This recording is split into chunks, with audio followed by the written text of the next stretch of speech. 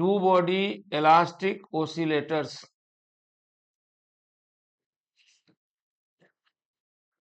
एक के बदले दो बॉडी, टू बॉडी इलास्टिक ओसिलेटर्स,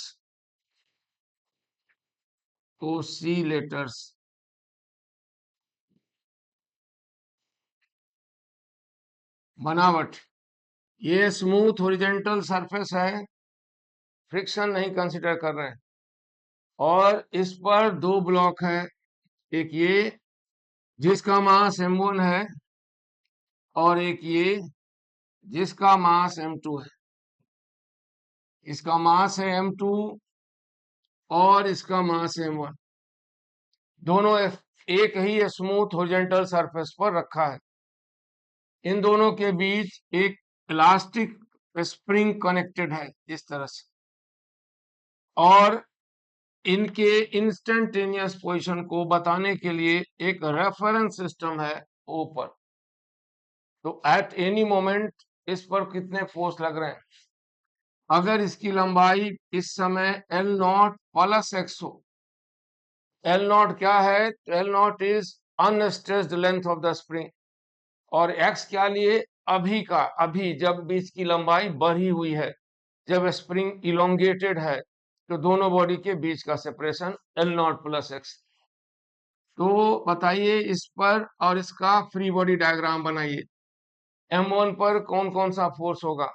एक होगा force of gravity, vertically downward दोनों पर, और फ्लोर का कॉन्टैक्ट फोर्स वर्टिकली अपवर्ड दोनों पर, यानी यहां फोर्स होगा ग्रेविटी M1g, यहां भी फोर्स होगा ग्रेविटी M2g, और इधर होगा कॉन्टैक्ट फोर्स N2, और यहां भी है कॉन्टैक्ट फोर्स N1, और कोई फोर्स होना चाहिए क्योंकि स्प्रिंग अभी अनस्ट्रेस्ड है, नाइदर वो इलोंगेटेड स्प्रिंग है, तो इलोंगेटेड है तो दोनों एंड पर इलास्टिक फोर्स, उसे रेस्टोर करने की कोशिश करें।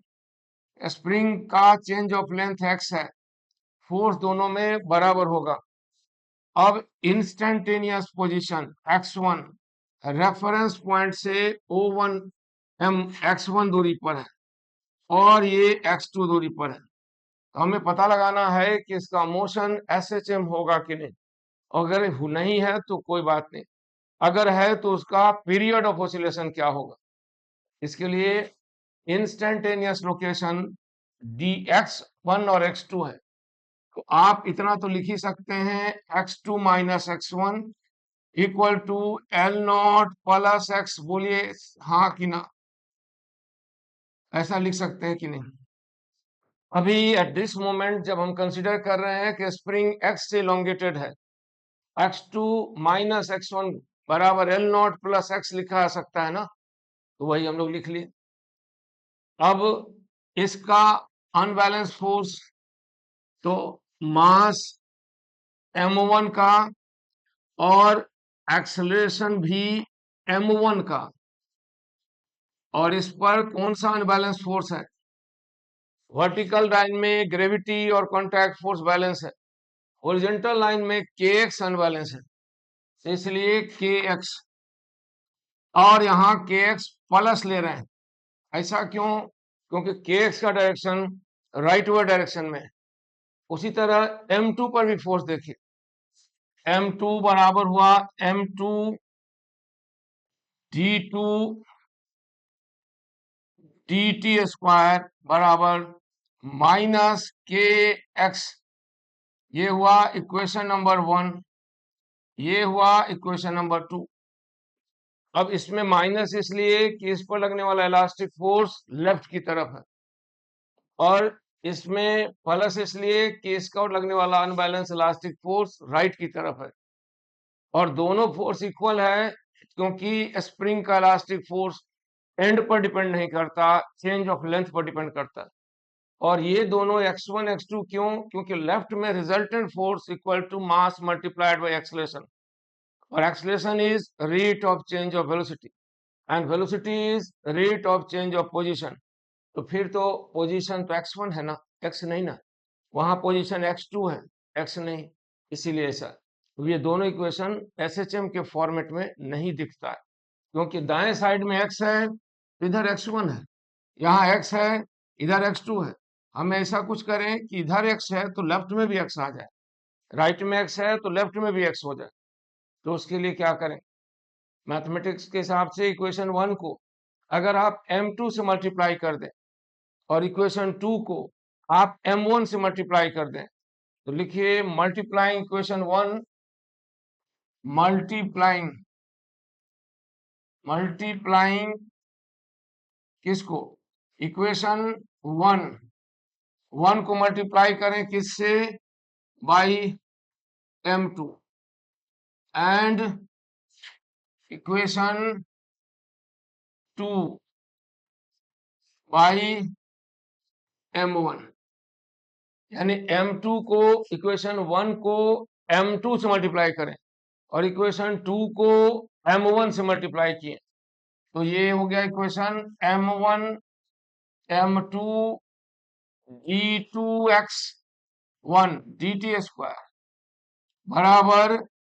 m2 से मल्टीप्लाई किए m2 के x, और यहां हो गया m1 m2 d2x2 dt square minus m1 के x। ये हो गया इक्वेशन नंबर 3। में से कोई प्रॉब्लम हो तो मैसेज करिए। ये इक्वेशन नंबर 3 और 4 हो। उद्देश्य क्या है, हमें लाना है x लेफ्ट में भी हो और राइट में भी हो। x जो है वो change of length of the spring है, और x1 is instantaneous position of m1 and x2 is instantaneous position of m2। तो क्या करें, अब क्या करें, तो अब यहां देखिए x2 माइनस x1 है, हम भी लाना चाहते हैं x2 माइनस x1, यानी सब्सट्रैक्टिंग किसको, सब्सट्रैक्टिंग 3 फ्रॉम 4, 3 को 4 से घटा दीजिए, इक्वेशन 3 को 4 से घटाएंगे, लेफ्ट में आ जाएगा m1 m2, और यहां हो जाएगा d2 x2 minus x1 dt square, और इधर हो जाएगा कितना, तो इक्वेशन सब 3 को 4 से घटाए हैं, 4 में से 3 घटाए हैं, तो माइनस m1 m2 के x। देखिए ठीक से देख लीजिए सही है या नहीं है, देखना जरूरी है ठीक से, है ना सही। यहां पर m1 प्लस m2। अब इक्वेशन 1 पर अगर आप समझ पा रहे हैं कैसे कैसे आया, इक्वेशन 1 में left side x2 and x1 are instantaneous position जो समय के साथ बदल सकता है, और राइट साइड x वेरिएबल है, हम यहाँ पर डिफरेंशिएट करके लिख सकते हैं d2 x2 minus x1 divided by dt square 0 plus d2x dt square. ये इक्वेशन नंबर 5, ये 5 था और ये है 6। अब इक्वेशन 6 का वैल्यू 5 में रखें, इक्वेशन 6 का जो वैल्यू है वो 5 में कहा रखें, तो लेफ्ट साइड में यहाँ पर रख देते हैं। 6 का वैल्यू लेफ्ट साइड में रख रहे हैं, आप भी ध्यान लगाओ। रखने के बाद क्या आया, यानी इक्वेशन 6 का वैल्यू किस में रखे, लेफ्ट साइड में, तो लेफ्ट साइड में यहां रखे तो बाएं साइड आ गया d2x dt स्क्वायर बराबर माइनस m1 m2 प्लस में और m1 m2 और ये k और साथ में x। अब बताइए ये इंस्टेंटेनियस एक्सीलरेशन, ये दोनों के बीच डायरेक्ट प्रोपोर्शनलिटी का रिलेशन है या नहीं है, यानी हम लोग लिख सकते हैं कि इसका बीच का सेपरेशन जो चेंज ऑफ लेंथ है वह इंस्टेंटेनियस एक्सलेशन, ये किसका एक्सलेशन हुआ? रिलेटिव एक्सलेशन, न m1 का न m2 का, ये m1 माइनस m2 आया है, याद रखिए। ये रिलेटिव एक्सलेशन, ये डायरेक्टली प्रोपोर्शनल माइनस x के है, इसलिए इसका मोशन जो है वो SHM है। Motion is SHM, motion is SHM। अब इसे स्टैंडर्ड इक्वेशन से कंपेयर कीजिए, इस मोशन को स्टैंडर्ड इक्वेशन से कंपेयर कीजिए, तो ये वाला टर्म और ये वाला टर्म इसके बराबर होगा। तो कंपेयर करिए, omega f square becomes equal to m1 plus m2 divided by m1 m2 multiplied by k, then time period becomes 2 pi root under m1 m2 m1 plus m2 divided by k। ये हुआ period of oscillation. समझ में कुछ कुछ बात आई? सोचिए आई कि ना आई? ये हुआ पीरियड ऑफ ओसिलेशन। यहाँ पर जो ऊपर टर्म आया है उसे हम mu by k, where mu is equal to m1 m2 m1 plus m2, इसे हम लोग रिड्यूस्ड मास कहते हैं। Reduced mass, effective mass of the oscillator हुआ। दो particle oscillator, two particle oscillator, where the driving force is elastic force, इसमें elastic force ही driving force है। ये टू पार्टिकल ओसिलेटर का इक्वेशन हो गया। बोलिए समझे या नहीं समझे? नहीं समझे तो फिर बताएंगे। इसे एक और मेथड से सीखना है जिसमें हम relative velocity x2 minus x1 is relative position, उस कंसेप्ट का भी यूज करेंगे। फिलहाल आप इसको देखिए, क्या आप ये समझ रहे हैं या नहीं समझ पा रहे हैं? यहाँ पर हम दोनों बॉडी को एक ही फोर्स से ड्राइव करा रहे हैं। एक ही फोर्स है, दो फोर्स नहीं है, एक ही फोर्स है जिससे m1 भी ओसिलेट होकर रहा है और m2 भी, और दोनों सेम फेज में नहीं है। m1 को देखिए राइट जाता है, तब m2 लेफ्ट जाता है, फिर जब ये वापस इधर जाता होगा ये इधर जाता होगा, इसलिए इसे हम ओसिलेशन नहीं कहते, वाइब्रेशन कहते हैं। तो फिर ओसिलेशन और वाइब्रेशन में क्या अंतर है? ओसिलेशन किसी पार्टिकल का हो या सिस्टम का हो, वहां सब के सब एक ही फेज में ओसिलेट करेंगे, लेकिन वाइब्रेशन में the constituents may be oscillating either with different frequency or in different phase or with different at different amplitude। ये वाली बात समझ में आई? यहाँ पर दो ब्लॉक है, एक m1 और m2 है, driving force elastic force common है, इसलिए जब m1 राइट जा रहा होता है अपने मीन पोजीशन से, तो m2 राइट नहीं जा रहा है, दोनों का फेज सेम नहीं है, m2 वापस आ रहा है। उसी तरह जब ये m1 लेफ्ट जा रहा होता है तो m2 लेफ्ट के बदले राइट जा रहा होता है। सो दे डिफर इन फेज, इसलिए इस सिस्टम को वाइब्रेशन कहेंगे।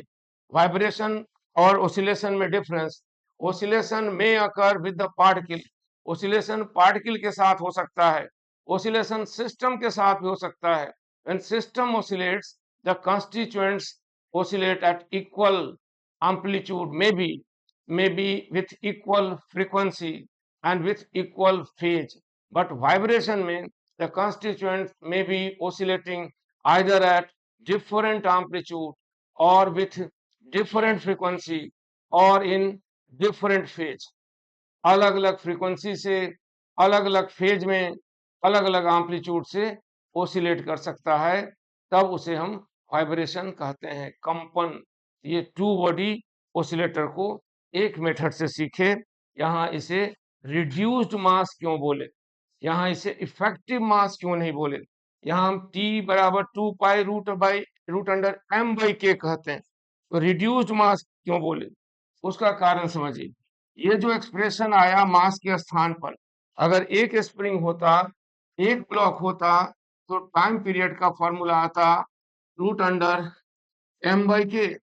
यहाँ पर ये आया है 2 पाई रूट म्यू बाई के, तो इसे तो इफेक्टिव मास कहना चाहिए था, प्रभावी मास, इक्विवेलेंट मास भी सोच सकते थे, लेकिन हम रिड्यूस्ड मास इसलिए नाम पड़ा कि आप m1 है m2, अब M1 1 kg 2 kg कुछ भी हो सकता है M2। तो आपकी पसंद का कोई दो नंबर बताइए जो आपको अभी दिमाग में आ रहा है कि M1 बराबर इतना kg, M2 बराबर उतना kg। बताइए, हो सके तो मैसेज कीजिए अपनी पसंद से जो आपके दिमाग में आ रहा है, दो नंबर जस्ट सोचिए क्या ध्यान में आया, कितना किलो M1 ले, कितना किलो M2। महाराज मैसेज कीजिए, पता चलता रहता है कि आप जिंदा है, कहाँ है, किधर है। M1 और M2 दो वैल्यू लीजिए अपनी पसंद से, एक M1 और एक M2। मैसेज कीजिए जल्दी से जो दिमाग में आए, 1 2 3 4 कुछ भी। चलिए देखते हैं, अब हम मैसेज के लिए हमको दौड़ के जाना नहीं पड़ता है, इसीलिए ये देखिए देखते हैं। जी सर, यहाँ पर आया 9 and 3 and 4 and 5। देखिए अपना अपना सोच है। अगर हम इसे 9 मानते हैं, 9 and 3, 9 प्लस 3 कितना आया? तो 27 और 9 12, यानी 12 दूनी 24। और बचा कितना? 27 में से 24 घटाया 3 और दशमलव दिए 30, तो फिर 2 हो गया और फिर उसके बाद 5 होता है। इसका अर्थ हुआ M1 M2 में जो छोटा है, जैसे 3, उससे भी छोटा वैल्यू आया है ना। अब दूसरी पसंद है BHG की 4 और 5, तो हम 4 और 5 लेते हैं। यहाँ हो गया 4 5, 4 प्लस 5, देखिए क्या आता है, 5 का 20 और 9, 20 में 9 से डिवाइड किए 18 और 20 फिर आ गया 2, फिर आता रहा तो कितना आया? 2.222 kg। ये 2.22 kg जो है वह किसके बराबर आ गया? 2.222 जो बढ़ता हुआ जा रहा है kg, वह किसके बराबर आ गया? दोनों में से 4 और 5 में जो सबसे छोटा है उस छोटे से भी छोटा आएगा। दोनों में जो छोटा है उस छोटे से भी छोटा आ गया। आपको सुनाई दे रहा है ना? इन दोनों में जो छोटा है उस छोटे से भी छोटा आ गया, इसलिए इसका नाम रिड्यूस्ड मास है, ना कि इफेक्टिव मास है। इसलिए इसका नाम रिड्यूस्ड मास है, ना कि इफेक्टिव मास है। बात तो बहुत बताने की है, अगर आपकी इच्छा हो, शक्ति हो तो जरूर बताएं, समझे? इसलिए इसका मास रिड्यूस्ड मास है, इफेक्टिव मास है नहीं है।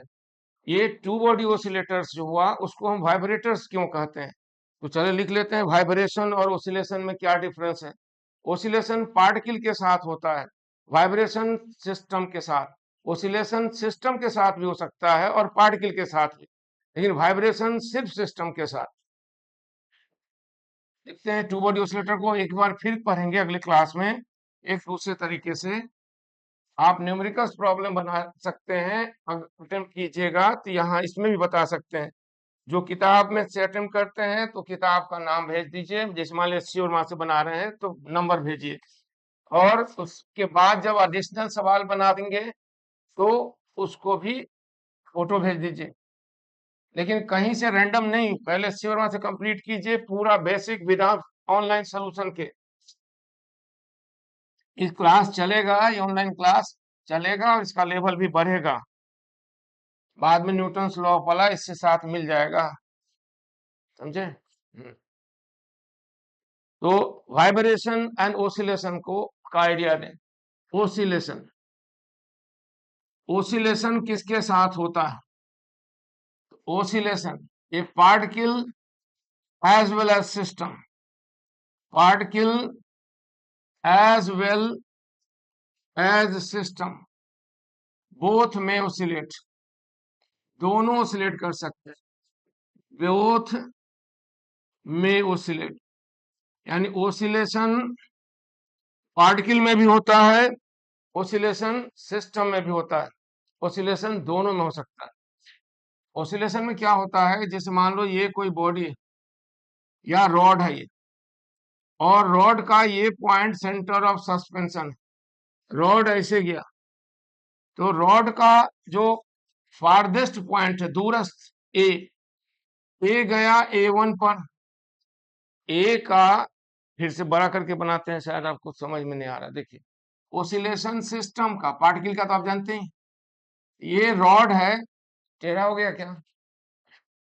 ठीक है, चलेगा। और यहाँ इसका सेंटर ऑफ सस्पेंशन, तो किसी समय इसका एंगुलर डिस्प्लेसमेंट यहाँ से यहाँ हुआ, तो इस पार्टिकल पॉइंट ए चलकर गया A1 पर, ये पॉइंट चल के गया B1 पर, ये पॉइंट चलकर गया C1 पर। क्या सबका एंगुलर एम्पलीट्यूड थीटा अलग अलग है? इन सब का एंगुलर एम्पलीट्यूड थीटा अलग अलग है कि सेम है? महाराज ये सेम का मतलब एस लिख दीजिए, अलग अलग है तो नो लिख दीजिए कुछ। इनका सबका एंगुलर एम्पलीट्यूड, यहां से यहां गए कितना एंगल बनाए? थीटा। बी से B1 पर गए कितना एंगल बनाए? थीटा। सी से C1 पर गए कितना एंगल बना? थीटा। सब तो सेम है, तो एम्पलीट्यूड सबका सेम। अच्छा, जब A गया A1 पर, उसी समय B B1 पर गया या बाद में गया? तो उसी समय गया, यानी फेज भी सेम है और वेलोसिटी अलग हो सकती है, तो लेकिन फेज सेम है, एम्पलीट्यूड सेम है। ओसिलेशन ऑफ द सिस्टम में constituents oscillate at exactly equal frequency and equal phase in equal phase with equal frequency at equal amplitude। लेकिन जब वाइब्रेशन हो रहा है, तो वाइब्रेशन, वाइब्रेशन किसको कहते हैं? अच्छा, ओसिलेशन पार्टिकल में भी होता है और सिस्टम में भी। वाइब्रेशन सिर्फ सिस्टम में होता है, पार्टिकल में नहीं होता। वाइब्रेशन जो होगा वो हमेशा सिस्टम में होगा, पार्टिकल में नहीं होगा। तो वाइब्रेशन किसको कहते हैं? यानी a system is said to be under vibration. एक सिस्टम को, system is said to be, said to be under vibration. System को हम वाइब्रेशन में मानेंगे कब? When constituents are oscillating either at different frequency or with different frequency। जी sir, वही तो बता रहे हैं। इक्वल फेज क्या होता है? बड़ी परेशानी है, एब्सेंट रहने से ही सब दिक्कत होता है। फेज मतलब कंडीशन ऑफ ओसिलेशन। आपका ऑफलाइन रहना बहुत जरूरी है, रेगुलरली, मेंटली, फिजिकली। चलिए देखिए, the system is said to be under vibration when constituents are oscillating either at different frequency, either at different amplitude or with different phase, नहीं, different frequency or in different phase। यानी एक system को हम oscillation में कब मानेंगे? जब उनकी फ्रीक्वेंसी, एम्पलीट्यूड और फेज सब सेम हो, तो ओसिलेशन है। अगर उनकी फ्रीक्वेंसी, एम्पलीट्यूड या फेज डिफर करती है, तो उसे वाइब्रेशन कहते हैं। ठीक है, तो इतना हो गया। अब फिर शाम को क्लास होगा न्यूटन्स लॉ का, और अभी छुट्टी।